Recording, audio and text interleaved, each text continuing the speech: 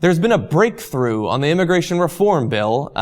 That's good, I suppose, since we have to have some action on immigration reform. Now, I don't like the bill at all, and I feel like the people who talk about a breakthrough and want to act like this is an amazing thing are to some extent at least lying to you.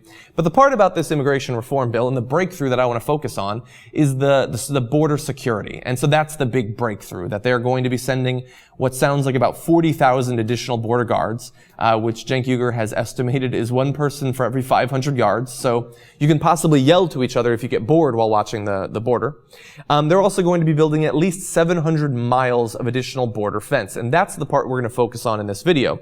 So as you might guess, building a 700-mile-long fence is an expensive proposition. And so yes, this is going to cost an extreme amount of money to up the border security. So let's talk about some of the previous efforts to build fences on the border. So for pedestrian fences, the price was averaged per mile between $400,000 and $15 million per mile, with an average of $3.9 million per mile, which is a crazy amount of money for what basically amounts to just one layer of fence to stop people from crossing. The vehicle fencing is a little bit cheaper for whatever reason, between $200,000 and $1.8 million per mile, for an average of $1 million per mile. So very expensive, these previous pedestrian and vehicle fences. Now understand that the fence that they're talking about building here is not the pedestrian fence, and it's not the vehicle fence. It's not a one-layer security system. It's going to be, at the very least, 2 layers of fencing with territory bought between them that will be patrolled by these border agents. So it's going to be extremely expensive to build, far more than these other fences, which were already crazy expensive. And understand that the construction of the fence is not the only expense. They also have to build the land. Now, how much does that cost? Well, we have a few ideas. They've previously had to purchase private property or at least get the rights to build the fences on them. So we have 2 cases here. The Nature Conservancy in South Texas was offered $114,000 to build a fence on their land. They eventually settled for $1 million.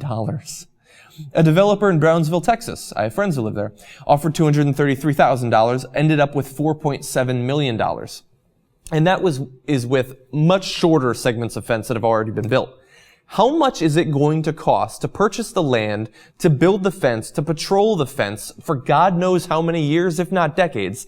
The cost boggles the mind. And understand that the people that are pushing for this, yes, there are some Democrats, but for the most part they're conservatives who, on every other day of the year, are very much worried about the national debt and the deficit and fiscal discipline, fiscal responsibility. But when it comes to keeping out brown people, the sky is the limit on how much they're going to pay.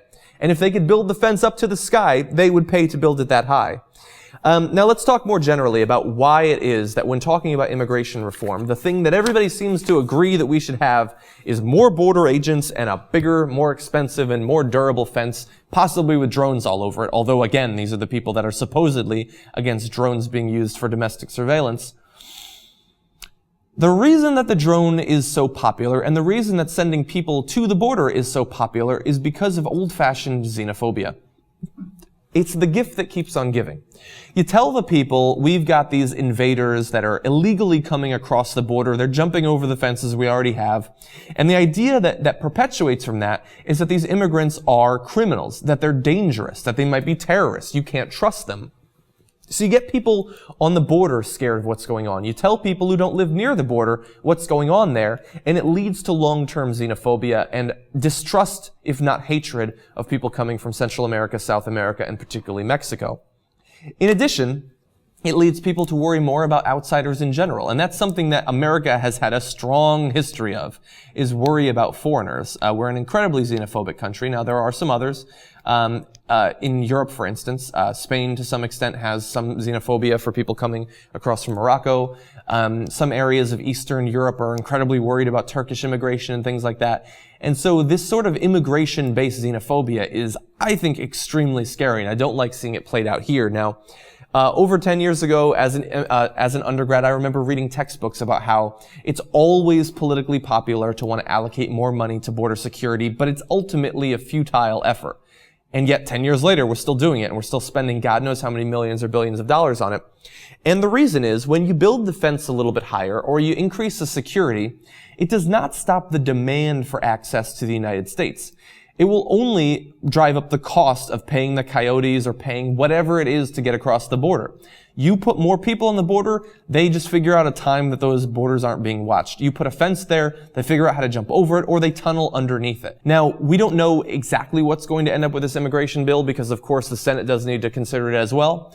But at this point, it's extremely worrisome. If anything passes, it seems like the only way it's going to pass is if the pathway to citizenship is insanely long and complicated to tread down, and we spend untold amounts of money on border security. Neither of those things should be the case. We should have a much more common sense path to citizenship and an understanding that if you want to stop people from coming across the border illegally, you only need to prosecute employers who give them jobs and thus incentive to come across the borders. It's not about putting walls up. It's not about putting walls around a prison. It's not about walling off access from wild animals and things like that. And it's no reason to encourage xenophobia.